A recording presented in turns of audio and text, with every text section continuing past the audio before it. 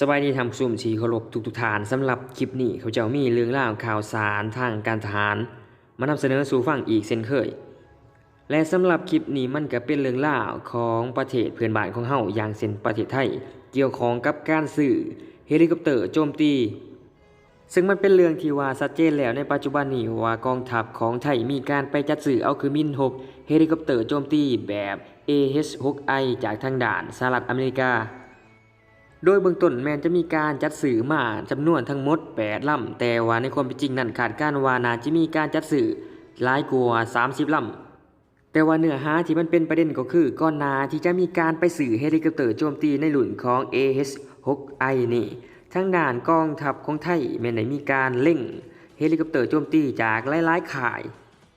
บ่ว่าจะเป็นเฮลิคอปเตอร์โจมตีในข่ายของทางด่านรัสเซียยุโรปหรือว่าทั้งเขตของตะวันออกกลางและก็ในข่ายของจีนรวมทั้งสหรัฐซึ่งเฮลิคอปเตอร์โจมตีในข่ายของสหรัฐที่ว่ามีการกล่าวถึงสำหรับกองทัพของไทยก่อนหน้านี้ที่จะมีการไปสื่อทางด้านกองทัพของไทยเองก็ได้มีการเร่งถึงเฮลิคอปเตอร์โจมตีในรุ่นของ AH-64 Apache กับรุ่น AH-6I และก็ได้มีการพิจารณาถึงความเป็นไปได้และก็ความเหมาะสมในการนำเข้ามาประจำการในกองทัพเพื่อนำมาทดแทนเฮลิคอปเตอร์โจมตีในรุ่นก่อนหน้านี้ที่ว่าประสิทธิภาพของมันนั้นก็อาจจะยังบ่เพียงพอกับความต้องการของกองทัพไทยภายในปัจจุบันนี้เพราะว่าบรรดาประเทศอ้อมหอบของไทยเองบ่ว่าจะเป็นทางด้านตะวันออกหรือว่าตะวันออกเฉียงใต้และบรรดาประเทศอื่นๆที่อยู่ในขอบเขตอาเซียนของเฮาก็มีการเสริมทัพกันแบบอึกระทึก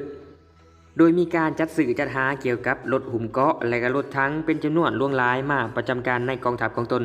และด้วยเหตุนี้ทางด้านกองทัพของไทยเองก็เล็งเห็นความสำคัญของเฮลิคอปเตอร์ที่ใช้ในการต่อต้านกับกองย่านเกราะหรือว่ากองรถถัง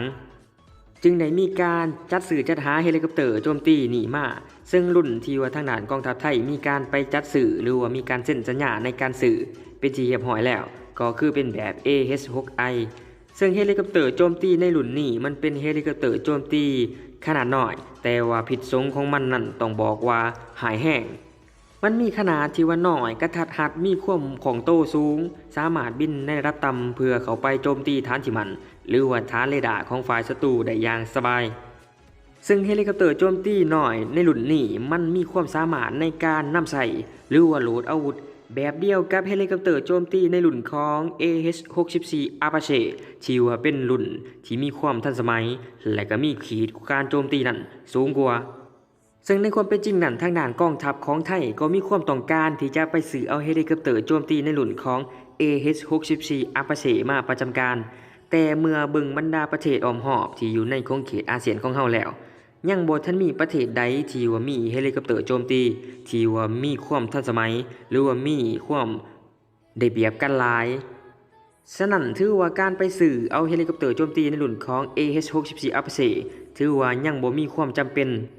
และอีกปัญหาอย่างหนึ่งก็คือปัญหาในเรื่องของงบประมาณแน่นอนว่ากองทัพไทยสามารถที่จะซื้อได้เฮลิคอปเตอร์โจมตีแบบ AH-64 Apache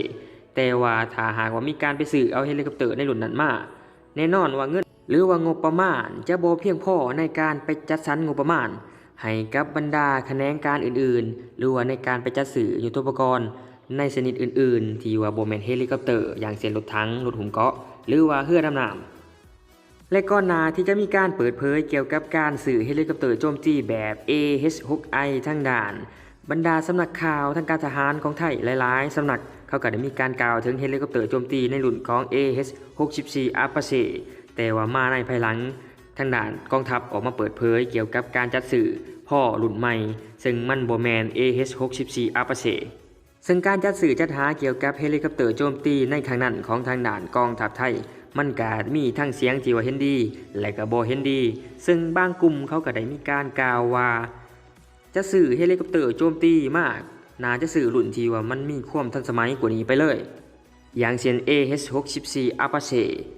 หรือว่า Mi-28 จากทางรัสเซียแต่อีกบางกลุ่มเขาก็ว่าเฮลิคอปเตอร์ในรุ่นนี้ถือว่ามันมีความเหมาะสมและก็เป็นการประหยัดงบประมาณและก็เหมาะกับการนำใส่ภายในกองทัพเป็นอย่างยิ่งซึ่งในการพิจารณาเพื่อจัดซื้อจัดหาเฮลิคอปเตอร์โจมตีในครั้งนั้นทางด่านกองทัพไทยเองก็หูดีว่าบรรดาประเทศที่อยู่ในขอบเขตนี้ล้วนแล้วแต่มี บรรดาจรวดต่อต้านอากาศยานหรือว่าจรวดนำวิธีแบบประทับบาอย่างเช่นแม่นแพทย์เป็นจำนวนหลายรุ่นที่ว่ามีการนำใส่อยู่ภายในประเทศอาเซียนของเฮาอ้อมหอบประเทศไทยนี่ล้วนแล้วแต่มีระบบอาวุธดังกล่าวนั้นทั้งหมดซึ่งจรวดหรือว่าระบบอาวุธแบบประทับบาดังกล่าวนั้นถือว่ามันเป็นภัยคุกคามอย่างยิ่งสำหรับเฮลิคอปเตอร์ซึ่งในสงครามหรือว่าสมรภูมิการรบตัวจริงมีเฮลิคอปเตอร์โจมตีหลายรุ่นที่ว่าตกเป็นเหยื่อของจรวดแม่นแพทย์ แต่ว่าสำหรับเฮลิคอปเตอร์ในรุ่นของ AH-6I ถือว่ามันบ่แม่นหมูเลย มันมีระบบการป้องกันโตวที่ว่าสุดยอด จากการถือโจมตีด้วยจรวดประทับบาถ้าหากว่าเป็นรุ่นของทหารกองทัพสหรัฐถือว่ามันมีความทันสมัย มีระบบการป้องกันโตวที่ว่าหนาแน่น แต่สำหรับรุ่นที่ว่ากองทัพไทยไปซื้อมาบ่ทันมั่นใจว่าทางด้านกองทัพไทยจะมีการระบบที่ใช้ในการป้องกันนำมาติดตั้งกับเฮลิคอปเตอร์ในรุ่นนี้หรือบ่